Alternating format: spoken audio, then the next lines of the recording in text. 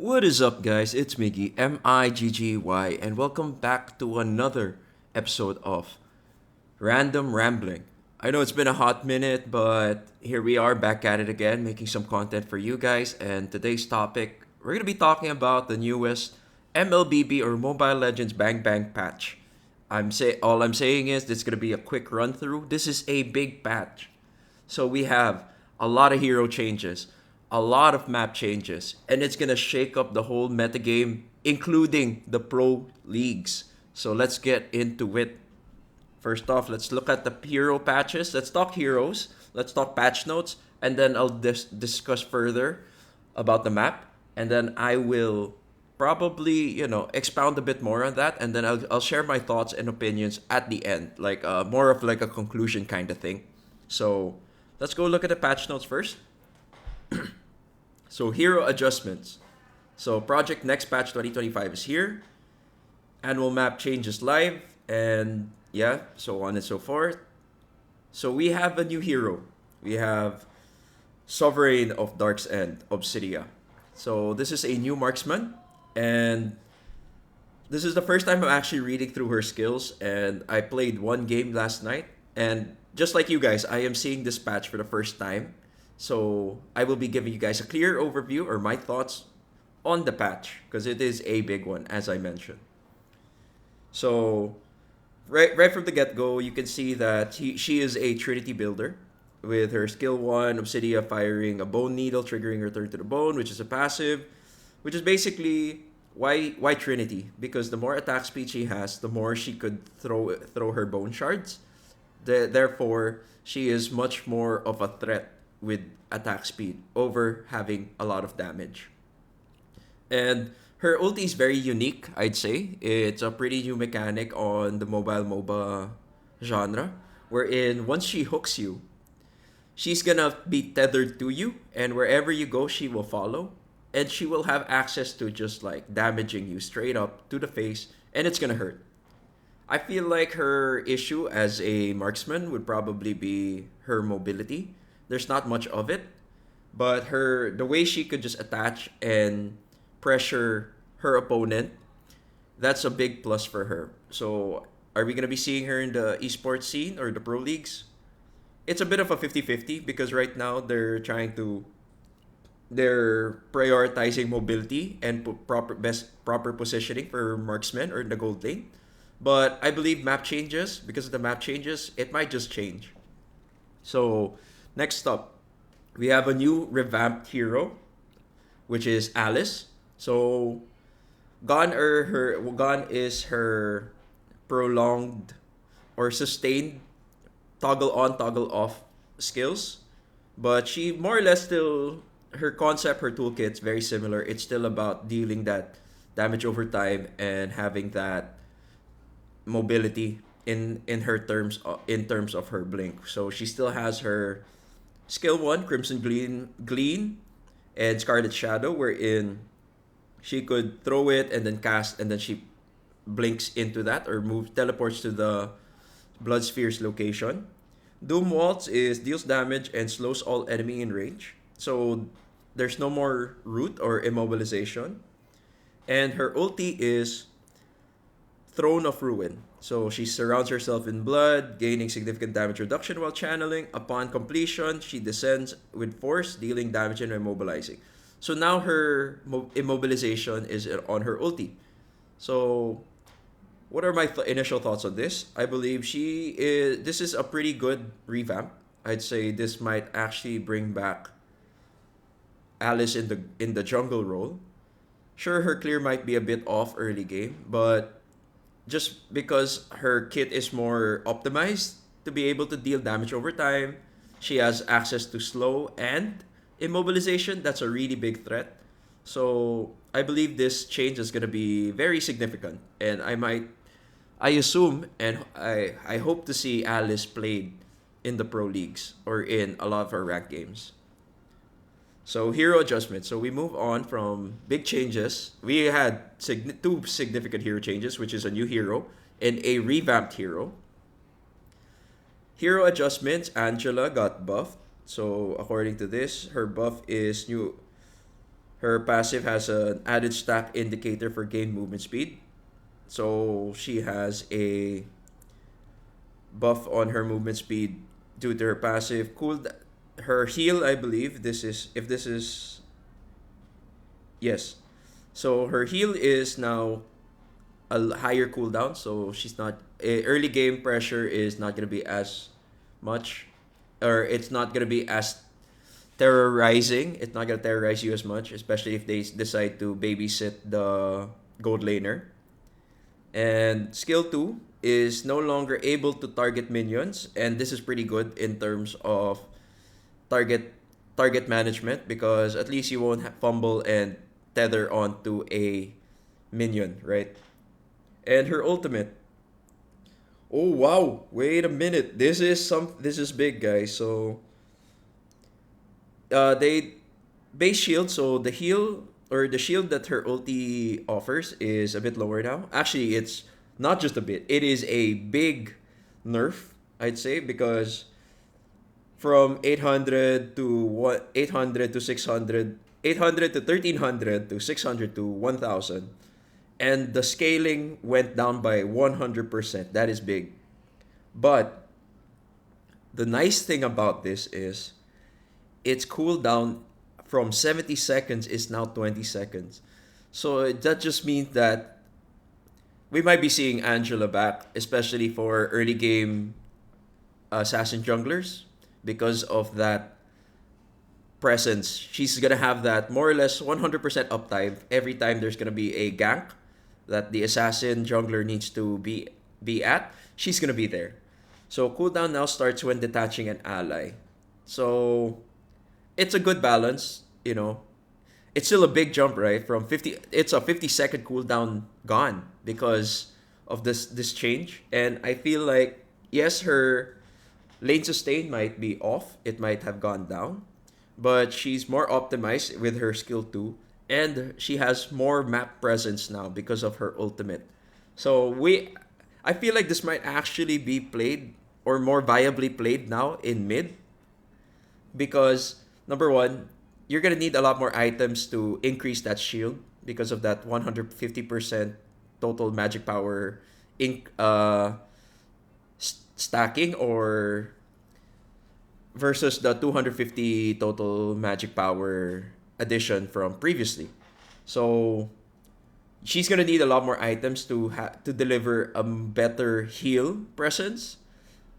But then I feel like the 20 seconds is gonna make her be viable in mid because a mid laner's role is to be present at all times, and having that skill means that she could clear the mid wave, stay idle or be a threat, making sure that they have no info on her, and then suddenly she's gonna ulti on her teammates, and then boom, it's 20 seconds, and then she goes back to her lane.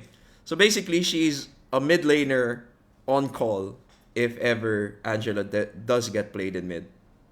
Moving on to another healer, we have Florine. So Florine is one of those big threats or one of those insta bans, especially if you're solo gaming. And let's just say if you are not coordinated, it's gonna be very hard to deal with Florine.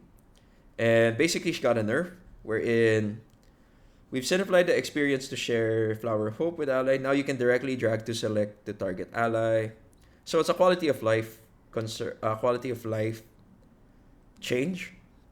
So she got a nerf with her passive. Her scaling, the scaling went down. Shield from 150 plus 80% total went down. By an average margin, I'd say it's pretty okay. Her stun, on the other hand, that's something big. That 0.2 seconds, that's kind of a big drop. Sure, it's still half a second, but it prevents her, or if she uses it as a setup, your teammates have to be more coordinated to respond to your stun. And likewise, when you're running away, you throw the stun. There's not much time for you to create that space to escape from that gank or that kill attempt on you. While her ulti added a feature where HP info is For ally below 60%, is displayed in real time near the ultimate button. Okay, so basically it's a lot of Florine's changes or buffs or nerfs, her changes or her balancing has to do with a lot more of quality of life because it's a lot easier to share the flower of hope, and it's a lot easier to know when to use your ulti. So it's a quality of life thing.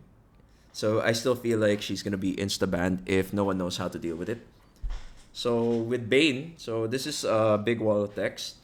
Bane has a buff apparently. So Bane has been too reliant on gold to scale. Okay.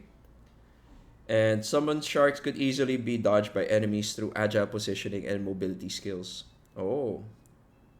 So they removed or reduced the ultimate's force swing while increasing the shark's movement speed. So I'm a believer, or rather, I was playtesting Bane Rome, and I think this is gonna be a good thing to talk about because Bane was very reliant on gold, but now they try to put more scaling into his skills, so he has more of an early game presence because as early as XP laners, right? You wanna make sure that you have that early game presence, not just with crowd control, but you wanna have that slight damage also. So let's look at the big changes. So skill 2, the damage is from 250 to 450. It went down a bit. It went down, but the charge damage multiplier from 150 to 250 is really really big, and the charge time went down, so your uptime is pretty good. And skill 2 is you decrease the damage but you increase the uptime. So probably looking at the math, it's still overall better damage output for Bane. Fixed an issue where the charging bar progress didn't match the actual charging time. So now it does. So okay, plus points. Adjust the decay rate of the increased movement speed. And ultimate is reduce the force swing by 20%, increase the shark's movement speed. Airborne duration also got increased. Oh, but they removed the knockback effect from the ultimate's hit and improved the slow effect on hit.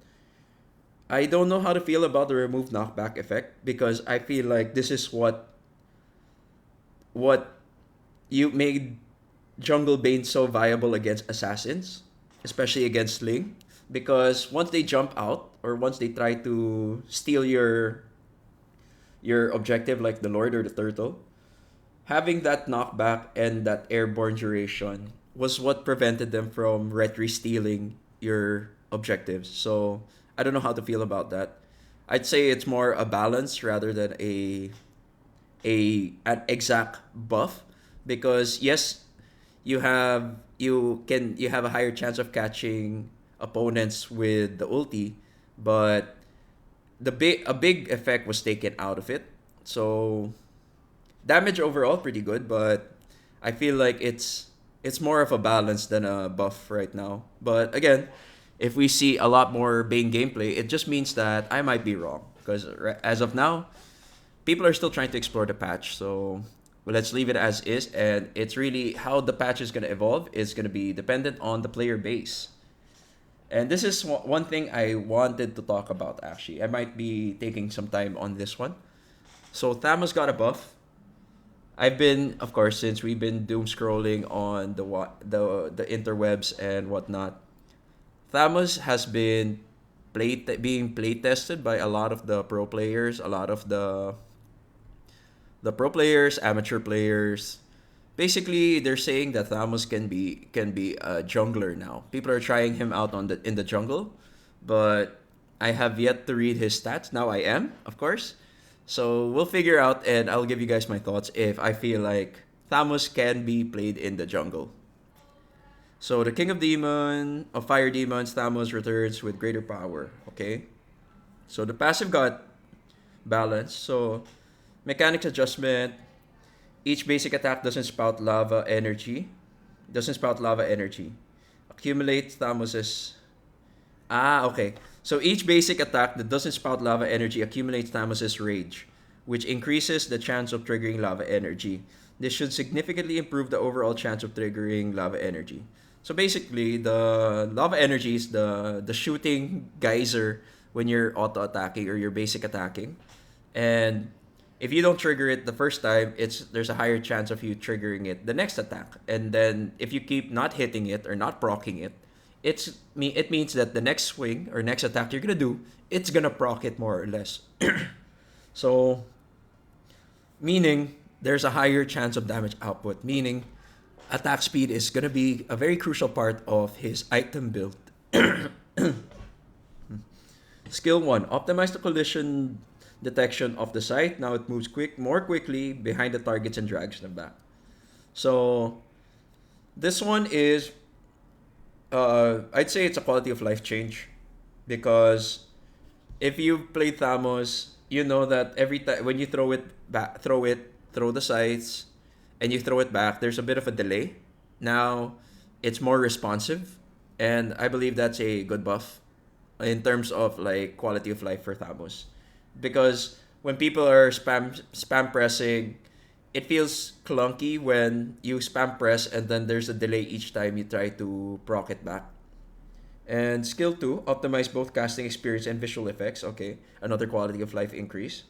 And the ultimate is Cauterant Inferno, which got a buff apparently, wherein greatly reduces the skill's force swing time, can now transform more quickly, and he gains a full stack of rage. So max HP is 500, went to a flat, but this is they made it a percentage based ulti, which is something we want to see, especially if you want to look at a buff, because that 30 to 50% extra max HP means that as long as you build slight HP items, maybe a war axe and whatever damage item that gives you attack speed and HP, I believe, yeah, war axe would be a good example. You get increased 30 to 50% max HP, which is crazy, because basically, if you have you have 3,000 HP by the time this skill's max leveled, when you activate it, it's suddenly 4,500 extra HP. And the attack speed boost from a numerical multiplier to a 60 to 100, a percentage based one, is a pretty big bump as well, because it just means that maybe you build a war axe and a corrosion sight, and that's basically you. Sorry about that.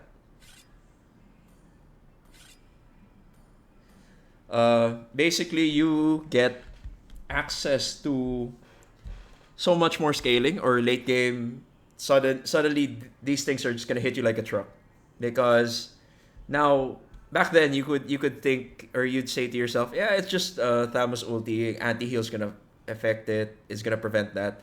Now it's a literal do not mess with this person while the ulti is up. So it's like a whole Argus thing, unless yeah. So now Thamos, I'd say with the changes, is it worth, are the buffs worth him becoming a jungler? Now, well, the true damage of the lava energy changed as well. It's now 50 to 70% total physical attack for plus 8 times the level of the hero. Is it really worth playing him now in the jungle? I feel like it's not yet. I don't think he's viable. I don't think he's viable for the jungle role yet, because it's just he's still there. I don't think he's gonna be S tier or A tier just yet. But then again, I want to see Thamos jungle though. Not gonna lie. As much as I do not think of it as viable right now. I want to see someone make it work, because of course playing off meta and then suddenly it becomes meta. That's what evolves the gameplay. That's what involves ML. It involves the rank scene of Mobile Legends. So right now, I'm not a believer yet of Jungle Thamos. But maybe someone's gonna find a way to maximize or utilize it, right? So Sylvana, there's a slight change wherein her second skill, basically her second skill is is that spinning spear, and it a lot of people notice that it's so easy to cancel it. So now they kind of buffed it. I don't think it's still gonna change her play viability, but yeah, it's there. Next up, Chip.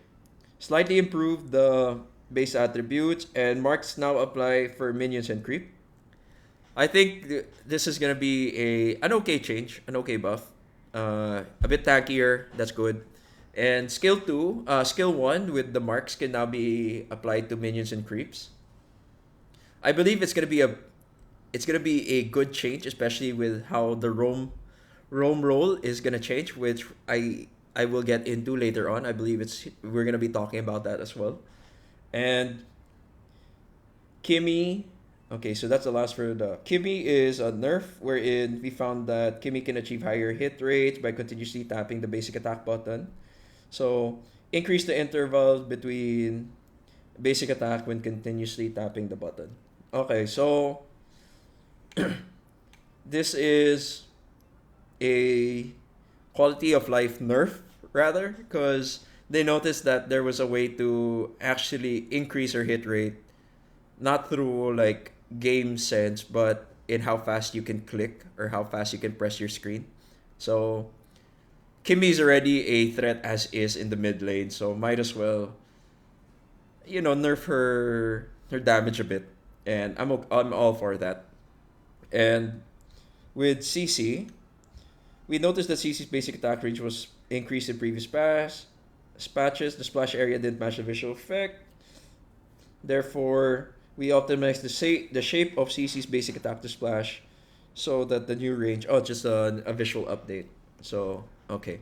That's it. So, for heroes, I believe Angela's going to be. The big changes are going to be, of course, Obsidian, new hero. Alice is going to be played as well. Angela, I feel, is going to be a more prioritized pick now. While Thamos and Bane, I'm a bit shaky about their changes. And we'll see. Because I feel like the whole thing with them is they look like buffs on paper, but we have yet to see how well it plays. That's why we need to have more play testing on this. Again, this is a first overview, and those are my thoughts on the hero changes. So next up, battlefield changes. We're gonna probably get into this a bit further. I'm just taking a quick glance at it. System adjustments, game modes, okay. So annual map changes. So right now, if you guys have yet to see, we have 4 new map changes. What do I mean? Sorry, not 4 new map changes. 4 new maps.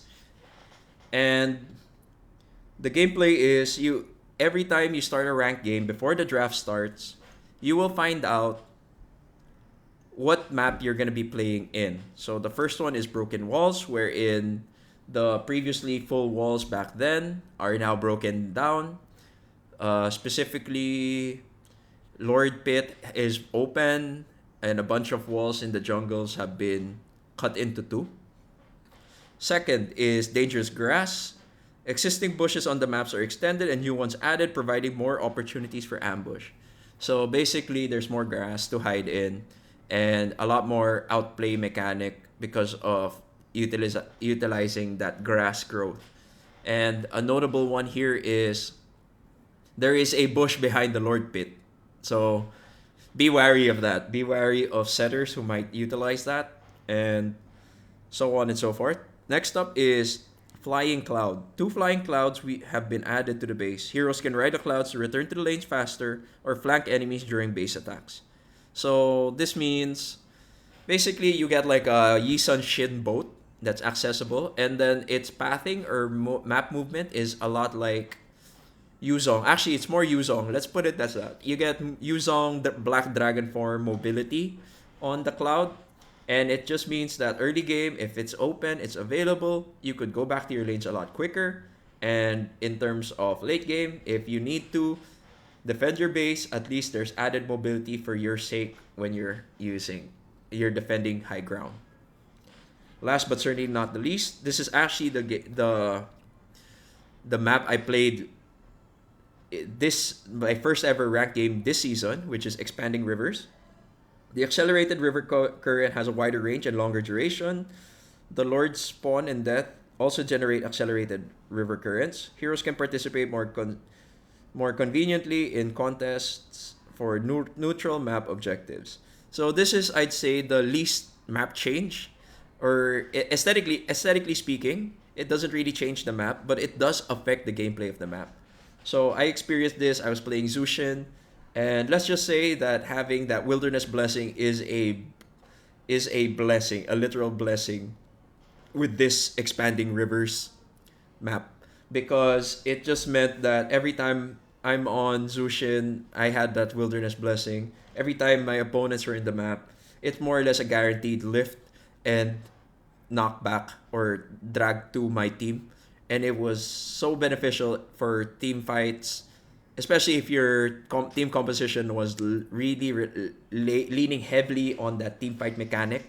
So yeah, expanding rivers is a pretty OP, especially if you draft or you build a team composition perfect for that map. So with this annual map change, we're moving the Imperial Sanctuary map and moving to Sanctum Island. Okay, so basically because there's so many changes, aesthetics wise, it's just gonna change. And then okay, now we're gonna lean into item changes, specifically the Rome Blessing. So people have noticed that the Rome roll had relatively little impact on match results in the current rank system. And we believe choosing Rome shouldn't stand for sacrificing your economy. So they did changes. They made sure that now, the Rome does not mean you starve to death, right? So they reworked the passive of the Rome, wherein nearby ally, it does not share gold and EXP from minions, but gain 40% gold and EXP independently. Revealing enemies also grants gold and EXP, and it will only trigger when you have the lowest gold among all the heroes. Vision reveal gold guide, enemies that disappear from allied visions for 5 seconds and then you show them. Okay. So this is a prediction. We're gonna be seeing a lot more babying. We're gonna see the heal me Mamshu meta come back, because those heroes like Estes are very reliant on getting that level 4. So we have Matilda, we have Estes for that, maybe Angela as well. So basically, if you babysit someone in lane, you get gold and EXP, though it is independent from the gold and EXP that laner gets. So the longer you stay with them, you're more or less going to be richer, quote unquote, than your enemy or your enemy roamer. But this can also be adjusted, because if you're a roaming type roamer or roaming type support, to avoid the redundancy, of course, a roaming type support, it means you get gold by providing vision for your teammates. So it's still viable to play tanks that roam around the lanes. And it's also going to be more viable to play utility or enchanters like Estes, because you have access to your level 4 quicker, possibly even by the time the first turtle comes up, you're going to have your ultimate ready. So we're going to see how that's going to work, but I believe this is a welcome change, because it means we're going to be seeing a few change ups in the Rome meta.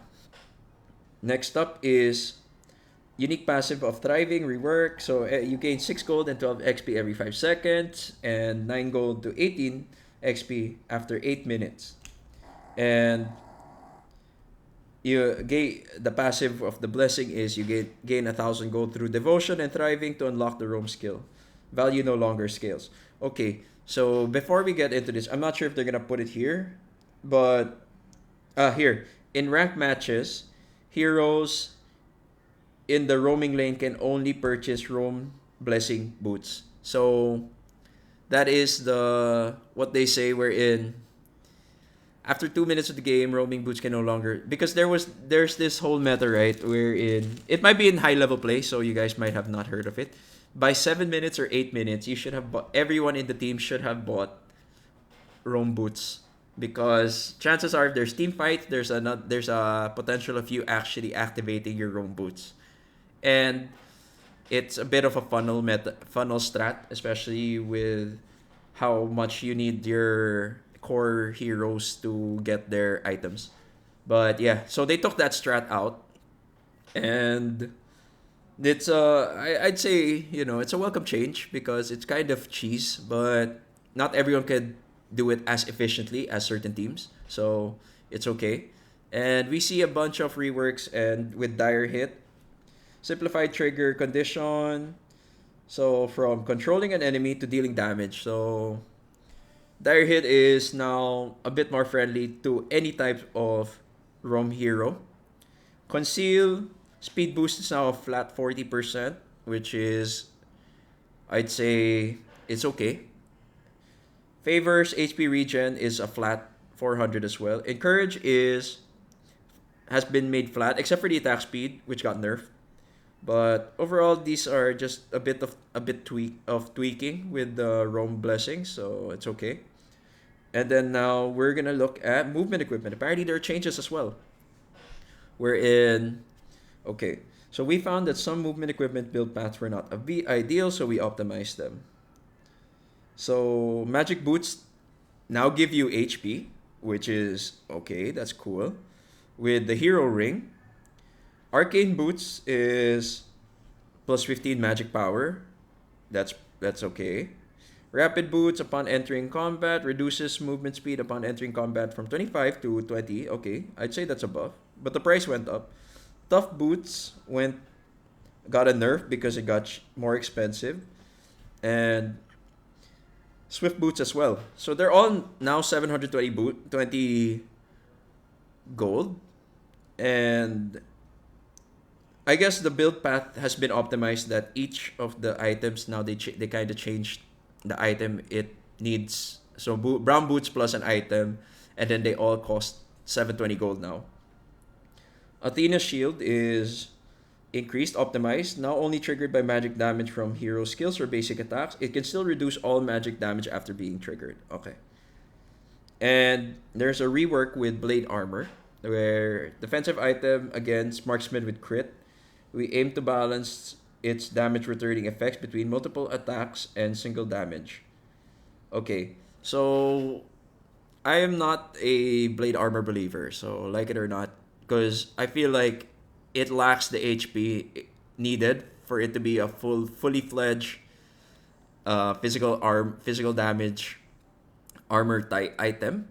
But then I also don't like it because it's meant to be it's made for crit reliant marksmen, but in the current meta, there are barely any crit based marksmen or gold laners. Maybe you can name a few. Maybe Bruno and Irithel. Those are the only two crit based. Maybe Granger, but then Granger is not a basic attack dealer because of his skills, right? So I'd say this is a pretty okay change because the plus 10 armor physical defense might be what's gonna make it a choice between antique cuirass versus blade armor, especially if you only have one more slot for a physical defense or physical defense armor item. Battlefield adjustment. So we're now moving on to the maps. Not much on the items. Gold went up for in recent ranked matches. The leading team's economic advantage has grown increasingly significant. We want to limit this and give disadvantaged teams more opportunities to make a comeback. So, passive income increased for every 2 seconds. Gold gain every 2 seconds. It's increased. Minions, they went down. And gold gain from creeps went down as well. Jungle optimization. So basically, passive income went up. I think that's why gold here is very, very good, because even when you're playing defensively and the winning or the leading team has more of your map, it just means that their gold increase or capitalization of the space created will not be as detrimental to your passive gold income increase, especially if you're stuck in your base. So there's still a slight chance. It's not like game changing, but it's there. It prevents too much of a snowball to an avalanche against you guys, and it feels like you're so helpless that you're just waiting for one good clash, five good clashes before you could actually snowball that into a come from behind victory. And then moving on, jungle optimization.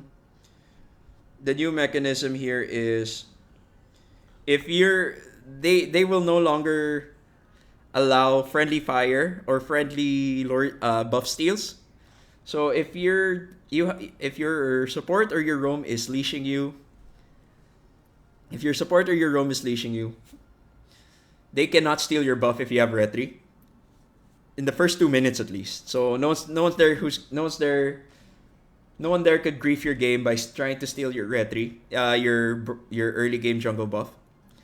But emphasis on allied heroes. Allied heroes are the ones who need to last hit it. So an enemy hero can come back and take it from you. So if they take it from you, it's a steal. But if it's a teammate, you get the buff because you have the retry skill. Other adjustments. It's a lot of like adjustments or improvements in the UI, so I don't want to get into that. Bug fixes. It's a visual thing too. So that's it. That's it for the patch. So I believe it's gonna be a very competitive scene. It's gonna be a very competitive new season, especially for the pro leagues as well. And before we get into that, I want to talk about the. Let's look at my match history, because I really like this change. My friend pointed it out, wherein when you go to the data, it's much more deep. There's a lot more depth to it, so you don't just see overall hero damage, turret damage, damage taken, team fight participation. You could actually split it. So you can check out DPS, wherein you can see hero damage, consecutive kills. You can look at team play, wherein you can see team fight participation, healing, damage taken. Though, I want to point out crowd control. I don't know what the number or what the basis is. So if you guys know, please comment it down below. And farm. You get to see how much gold they have from jungle, total minion, and whatnot. So moving on, I want to discuss further the maps, annual map changes. So broken walls. You can see that it's highlighted here which walls are going to be changing. The ones I want to point out specifically are the buff walls and the objective walls. So that's the Lord Pit or the Turtle Pit. So basically, it's not broken walls. These are usually the choke points or the juke points, wherein you flicker through it to avoid getting picked off by your opponents. And with it being broken down, we might see a lot of changes with that, because the jungle has suddenly become no longer safe for anyone. You don't enter it now to try to juke out your opponents. Next up, dangerous grass. Whichever is highlighted, that's the bush that's gonna expand. So it's a lot more cautionary. You have to play a lot more cautionary. I believe you're gonna be playing a lot more tanky heroes for this type of map. And the bush behind the Lord is so big. It's such a big change. It's gonna affect the Lord dance as well. Flying Cloud, not much. It just means you can get to your objectives or get to your lanes a bit quicker. That's about it. and expanding rivers. So if you guys are looking, when expanding rivers happens and you have wilderness blessing, basically you have increased movement speed in all these places. And I feel like once you play into this map, wilderness blessing is a must run. So again, that's expanding rivers. So what are my thoughts now? As I previously mentioned, the pro leagues, specifically the MPL, at least MPL Philippines, they will be playing all four maps. So this affects the pro scene because it adds another level of intricacies in the drafting. So let's say that back then they were playing drafts based on hero matchups. Now you have to consider, wait, what map are we playing? Are we playing Expanding Rivers? Are we playing Dangerous Bush? Are we playing Broken Walls? It adds a deeper level of intricacies in the draft because suddenly there are certain heroes that are more viable in a certain map type versus others. As I mentioned, like in Dangerous Bush, there are a lot more bushes. Therefore, you need someone to be face checking the bushes. You're gonna need someone who can capitalize and utilize those bushes, and you have to play on from there. So the big changes are huge actually. Like it requires the redundancy because the changes are it's not just gonna affect our rank games. It's not gonna affect our day-to-day gaming gamer lives. It's gonna affect the whole ecosystem of Mobile Legends because we're gonna be seeing this played on the pro levels, and we're gonna be basing our drafts, our picks on what we see.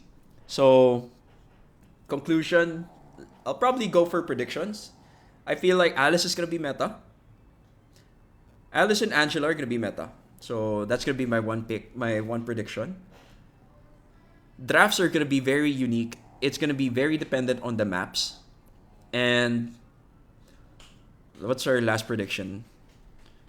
Our last prediction is it's gonna be one hell of a season because it's gonna have so many unique things going on and people are learning. It's like they're learning the game all over again. Both coaches, both players, both gamers, both ranked gamers, both casual, both hardcore gamers. I know that's a lot of boths, but basically it's like a clean slate for everyone to learn the game. And with that being said, again, it's Miggy, Miggy, and hope you guys enjoyed this type of content with random rambling. We talked about the patch, we talked about Obsidia, we talked about the changes, and we talked about my initial thoughts on the patch. If you guys like this type of comment, feel free to like, comment, and subscribe to be more up to date with these things. And again, you could catch me on my socials. It's good. The links are probably going to be in the description, and it's at itsmigmiggy on all my social media. And again, Miggy, and I'll catch you guys next time.